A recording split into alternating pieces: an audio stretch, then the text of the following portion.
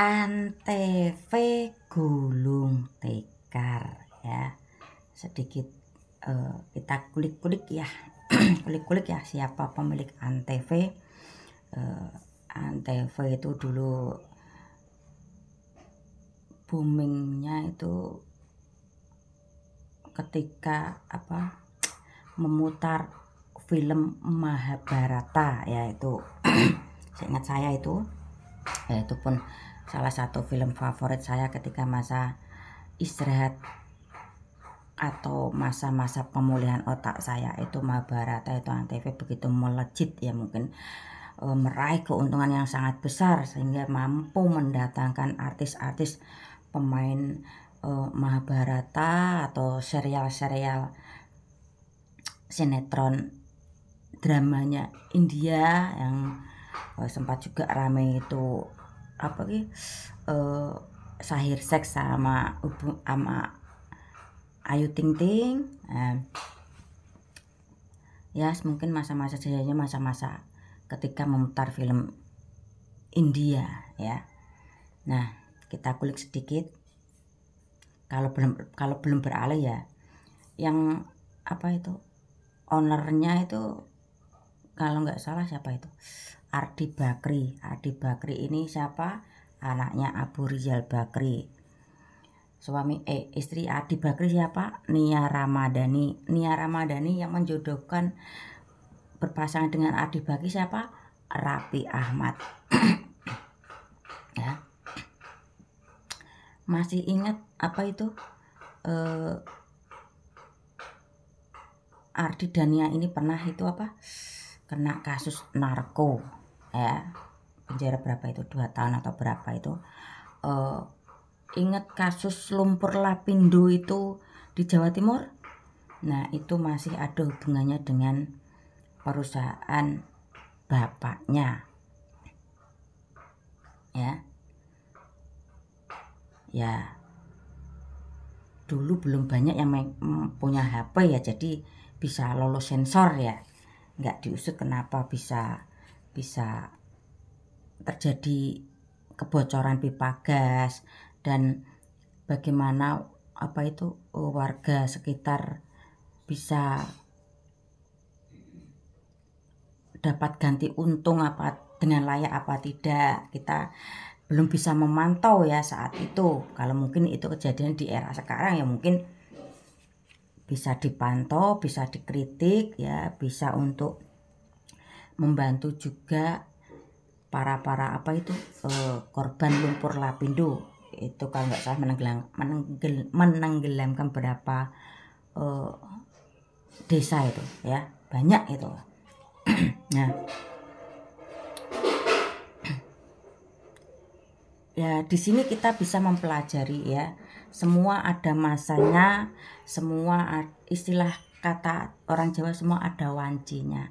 Wancinya itu masanya ya, masa kadang di atas, masa kadang di bawah ya. Nia dan Ardi juga punya rumah di Amerika, tepatnya di Las Vegas. Las Vegas ya, tempat itu orang-orang judi, orang kaya gitu ya. Ini pun saya melihat dari medsos kalau Las Vegas itu tempat perjudian orang-orang kaya di seluruh dunia. Antv ya, mungkin nih juga dampak dari adanya program pemerintahnya Pak Jokowi itu set top box ya.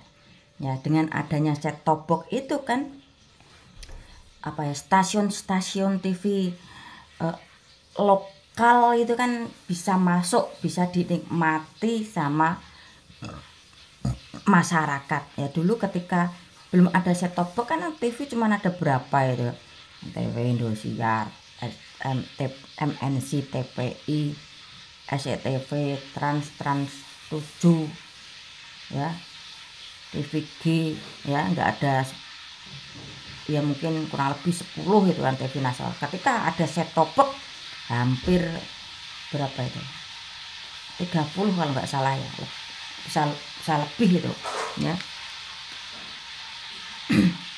ya persaingan apa ya, persaingan begitu ketat ya sekarang. TV lokal pun mampu bersaing ya, mungkin bahkan bisa menumbangkan TV nasional dengan orang atau ownernya yang enggak kaleng-kaleng ya. Siapa sih enggak kenal keluarga besar Bapak Abu Rizal Bakri ya. Dari golongan-golongan orang kaya-kaya masuklah ya Pak Abu Rizal Bakri ini ya. Terus apalagi ya,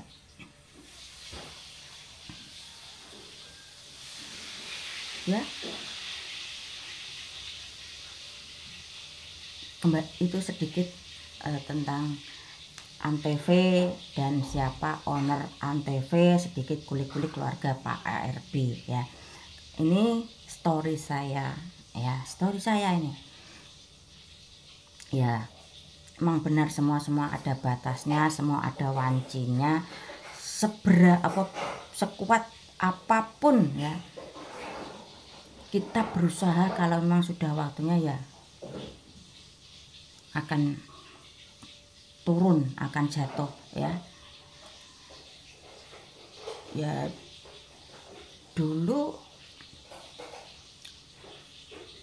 bapak saya kan punya tanah banyak, dikaplingkan ya, terus di apa itu ya, usaha-usaha kayu jati, kayu apa itu, kayu glugu itu, kayu buat batang kelapa itu ya.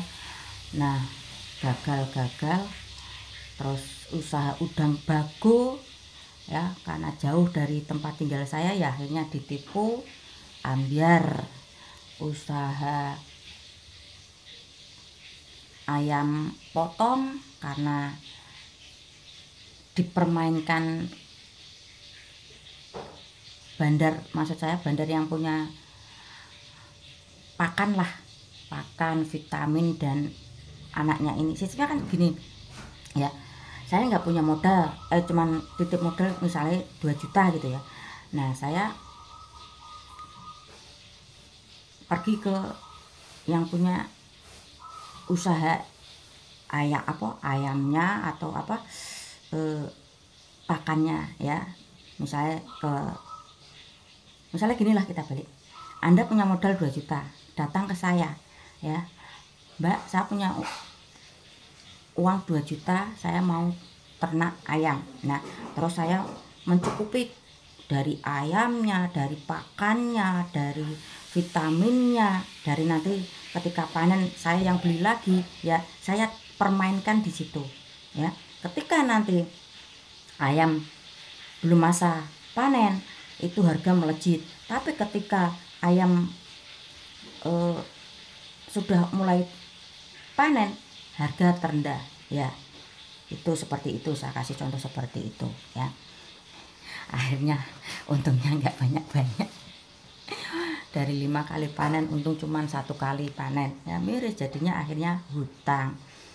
Nah dari situ, dalam usaha bapak saya dengan posisi yang sakit ya, tumpuan keluarga ada pada bapak saya ya, beliau ini berusaha, yang penting bisa usaha yang penting bisa menghasilkan uang untuk mencukupi kebutuhan sehari. Meski ya sekuat apapun bapak saya itu dulu ya, gagal ya, akhirnya tepat di 2003 beliau meninggal ya, karena ibu saya kan dulu dilarang kerja, terus anak pun masih kecil-kecil ya, akhirnya oleng ya. Setidaknya saya dulu sudah dikasih pelajaran sama bapak saya betapa hidup di dunia itu perlu kekuatan ya, harus kuat dimana di posisi saat kita terjatuh, itu yang paling penting ya. Bukan kuat dalam segi ya mungkin keuangan juga bisa lah, tapi namanya juga uang sih, bisa hilang juga ya seginilah intinya. Kehidupan tahun ke tahun ya, tantangan itu pasti akan lebih besar, apalagi dengan cepatnya perkembangan teknologi ya. Kalau kita tidak mengimbangi ya, kita akan tertinggal ya. Nah itulah, sedikit semua ada batasnya, semua ada wancinya, semua ada masanya ya. Ya itu ketika bapak saya meninggal, ekonomi sini musmubat mablit, orang sekitar pun menjauhi ya. Situ hal menurut saya hal yang wajar lah. Wong intinya terpuruk, nggak punya apa sih yang harus didekati ya. Ya mungkin ada beberapa orang yang berpikiran seperti itu ya, biarkan saja. Yang penting dalam menghadapi situasi yang sulit tetap fokus ya. Jangan lupa tetap harus bersosialisasi, meski orang tersebut jengkeli, orang tersebut nggak teli, nggak masalah. Yang penting tetap berusaha bersosialisasi dan meyakinkan orang-orang yang dulu memandang rendah kita yang lagi terpuruk, atau memandang sebelah mata kita yang lagi terpuruk ya. Buktikan dengan kemampuanmu untuk bisa bangkit. Alhamdulillah, dan itu sudah saya laksanakan. Akhirnya apa? Orang satu gang, orang yang dulu berkata pedas, melebihi cabai terpedas, itu sudah saya rasakan. Dan akhirnya orang tersebut ya sekarang dekat sama saya. Karena apa? Dia punya problem terbesar dengan anaknya ya. Saya ketika curhat saya dengarkan, ketika minta solusi saya kasih solusi ya. Intinya itu sikap yang wajar, karena namanya juga manusia ya. Ada yang seperti itu, tinggal bagaimana kita menyikapi orang-orang seperti itu. Wes, jadi ini panjang kali lebar, ngalor ngidul ngetan ngolor. Nanti ada yang komen ngelantur ya. Sekali lagi saya mau kesannya jadi sombong. Enggak sih, saya cuma mau berpesan ke kalian, jika kalian ingin mengikuti video-video saya ya, harus benar-benar memahami apa yang saya katakan, harus kenal dulu siapa saya ya. Dan wawasan itu perlu ya. Jadi untuk memahami konten-konten saya, untuk ya maaf yang daya pikirnya 30%, untuk memahami konten-konten saya itu agak susah, agak sulit ya. Ya pasti banyak komen kelantur lah, ngedabrus ngomong apa ya. Untuk memahami konten-konten saya ya perlu butuh waktu yang agak lama. Kalau daya pikirnya cuma 30-40% ya. Bukannya saya nyombong ya. Ya makanya untuk memahami orang-orang yang kalian follow itu, pahami dulu siapa orang ini. Bukan cuma saya ya, artis-artis pun harus kalian pahami ya, dari A sampai Z-nya ya. Nanti bisa ketemu, oh orang ini lagi gimmick, oh orang ini lagi memainkan drama, oh orang ini lagi memang benar-benar dapat masalah. Itu pasti akan kelihatan ya. Oke, mungkin cukup sampai di sini. Sekali lagi saya ingatkan ya, meski tadi omongan saya ngalor ngidul ngetan ngulon ya, timur, selatan, utara, barat ya, semua ada batasnya, semua ada wancinya, semua ada masanya.